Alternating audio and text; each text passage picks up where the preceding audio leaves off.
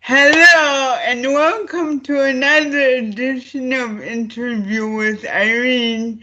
Today my wonderful guest is the lovely Quanda Graves, and I had the pleasure of meeting her last year in person in LA. She's so much fun and vibration, and her spirit just goes to everyone, and you will see in this interview. So welcome, Quanda. Thank you, Irene. It's nice to see you again. Yay, I'm so excited.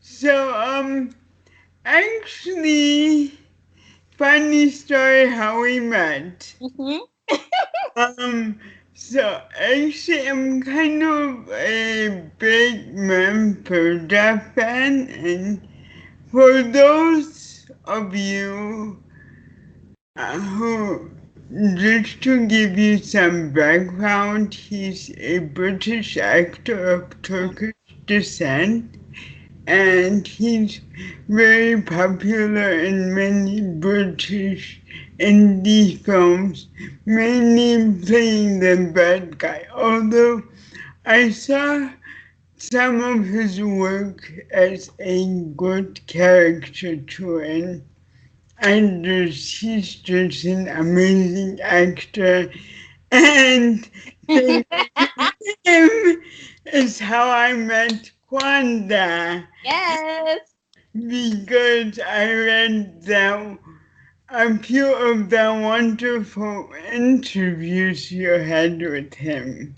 Oh, thank you. Yeah, Shout out to men Florida.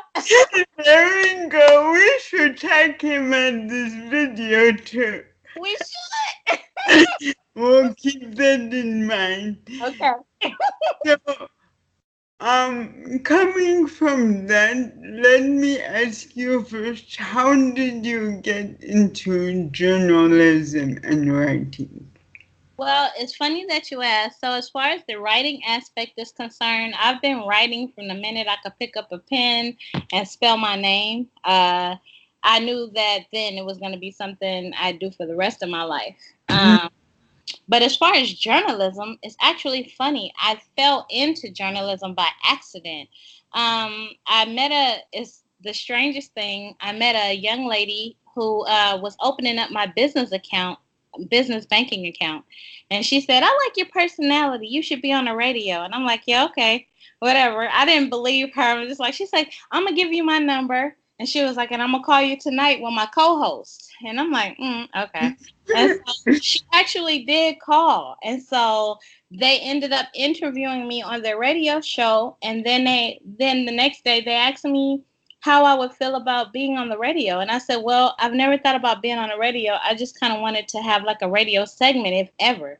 And so from that radio segment, a guy was actually like, oh, you're the one who do my segment was called Until's Book of the Week. And so I would just share a book with you, how I came about it, what it's about, how much it is, and where you can purchase it, right? And I would do it under a minute in like less than 20 seconds. And so a guy, he said, you're the one that do the Until's Book of the Week. And I said, you listen to that? And he's like, yeah. He said, that's very interesting. He said, I know somebody who would be interested in that. And I said, you do? And he said, I know the editor of the California Crusader newspaper. And so he said, tomorrow by noon, I'll give you all the information. But I didn't believe him either. And the next day, like 5 minutes to 12 p.m., he gave me all of the information. I contacted the lady, and they made it a column. And then 4 months later, I made it Until's Book of the Week column. And then she said, can you go to this event for me and cover it? I said, what do you mean cover it? And she was like, interview people on the red carpet. I was like, I've never done that. Like, and she's like, so what? It's okay. And I was like, well, okay, I'll do it. And then the first time she asked me, it was to be a photographer. And I was like, well, I've never done that. She said, just call their names and click. And I was like, oh, Lord. Okay. So I did that. And then it turned into interviewing these celebrities and stuff like that. And I really just kind of fell into it. And now I just kind of contribute back and forth. But I was in it for about good 4 years. Oh my goodness.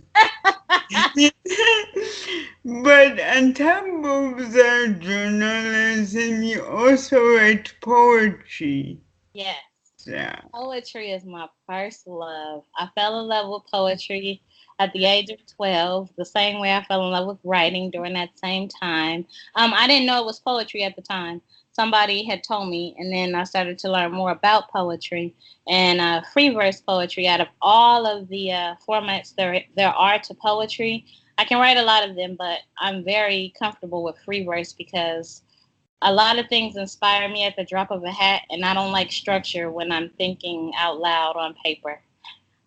So that's how that became. And like when I was 6, I went to my first book fair. And from that book fair, I knew that I always wanted a book. Like the book that I came across would inspire me to be an author in the first place was called Round the Corner by Bank Street Reader Group.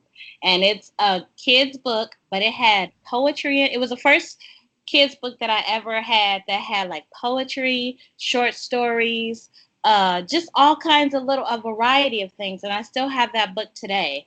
And I knew then that I wanted to have a book. So once I started writing poetry and then performing poetry and getting known for my poetry, I was like, okay, the next step is a book, and that's how I got there. So my book is called I Just Want to Write, and that was in 2014 when I published. Yeah, love it. You also branched out into making stationery. I love your greeting cards too. Oh, thank you so much, and I'm gonna sing you some. I owe you some actually. Aww. Well, okay, so I've always been in love with the old poetry era, meaning the Walt Whitman era, the Edgar Allan Poe era, where they used to poetry, they could do that for a living and live off of poetry. And like Walt Whitman, he bought his house, he bought him and his brother's grave. They're like tombstones, so when they passed away, they were already done. Like he was able to live off of something that he loved to do. And so I knew I always wanted to do that, but we're in a different day and era now, and everybody's a poet, everybody's a singer, so you have a lot of competition out there, or just a big pool. And so I was like, I'm not gonna probably be able to do that, but I am going to make poetry um, lucrative for me, like make my passion lucrative, and that's what I see myself doing. So when I write, there's books. I've always wanted my own greeting cards. From the 11th grade, I came up with this idea. My own cup collection, I came up with this idea. And so now it costs money to do it, but I do it one by one, and that's how I got into greeting cards. I've always been a lover of, oh, excuse me, that's my phone. um, I've always been a lover of Hallmark. Even when I was a poet back in the day, I used to say, "Oh, I'm gonna have Hallmark host my items," but I don't think that's the goal now. The goal is to be my own personal Hallmark, so to speak. And so that's how I came up with QS Simple Treasures, Greetings, and Collections. And it's not necessarily a stationery store. It's more like a creative one-stop shop for everything that I do. Yeah. That's awesome. Thank you.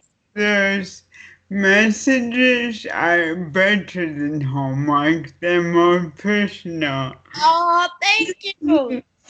Yeah. Now, when we met last year around March, I remember you were really excited about a trip related to your job at USC. Yeah. Can you tell us about that? Oh my God. It was a very international trip to South Korea. I was like in amazement. The job that I have, I'm an office coordinator, and that job actually come with travel benefits per year. And you travel with, because I work in a program, it's MBA PM, that's Marshall School of Business Professional Managers, and that's where people who are pursuing their master's degree part time because they have a full time job. And so it's a 3 year program, and then second year is when they get to travel out of state. They have like five states that they get to pick from, states or countries. And then that's when they go and they provide like a transportation. They do the presentation. They talk about what they want to do. They network. They meet all kinds of professional people, and hopefully, it will spark something out of their MBA. And as I get to travel and get to see them do that and help grade them on that situation, and that's a great thing. So that's how I got there, and it was amazing, Irene, amazing. We'll have to. Did you post any pictures? You know what? I I believe I saw them on Instagram, but Yes, those yes. I only are posted a little bit, only a few. I don't know why. I'm not really. It's weird. It's like I kind of live in a moment, so to speak, and then I think later, like, oh, I should post. Like, I'm trying to get better at that, but yeah, I posted a few, and I think I just love the environment. They were like, I like to give them a description as vainly humble, if yeah.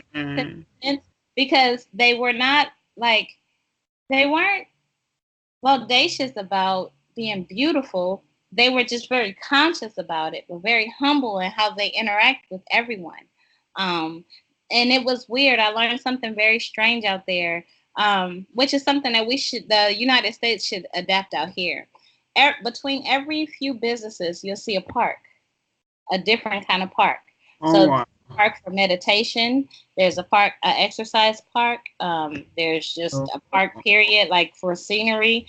They believe in like stress-free environment, and they want you to take the time to kind of think for a minute and just relieve yourself of stress, stuff like that. So I think that's a good idea. Don't you think so? Yep, I will totally do it.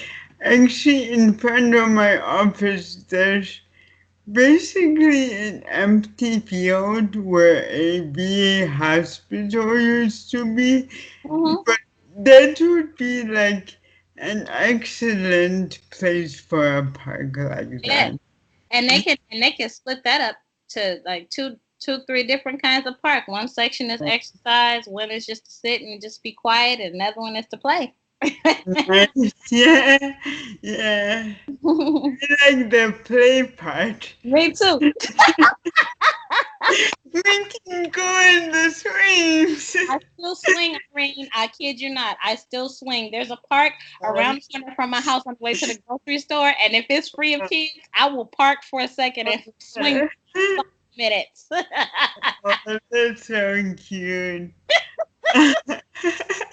Well, I take it that's one of your hobbies. May you talk a little bit about some other hobbies you might have?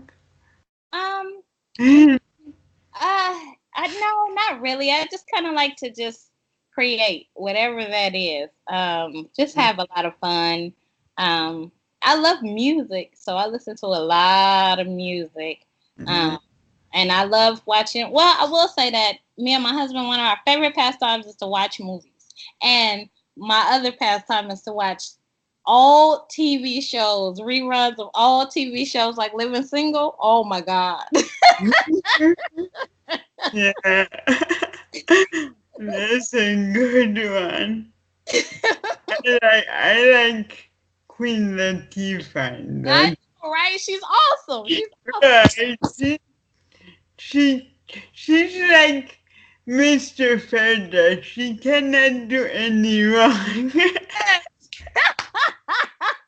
the truth. That is the truth. Anyway, well, it was so wonderful to see you again and have you on. You too, and I thank you so much. And before we go, I just want to say thank you, Irene. You are one of the people online that always support so many other people. You always make sure that you pop in to say hi, pop in to see how everybody's okay, and you actually buy products. You support. So I thank you for purchasing my book years ago. I thank you for just being in my life and being my friend. Thank you, and I would love to have you on again. Nope, it's my turn. I owe you. Okay, we'll do something. Don't worry. Come to Chicago, and you can treat me to deep dish pizza. It's all Okay, good. it's deal.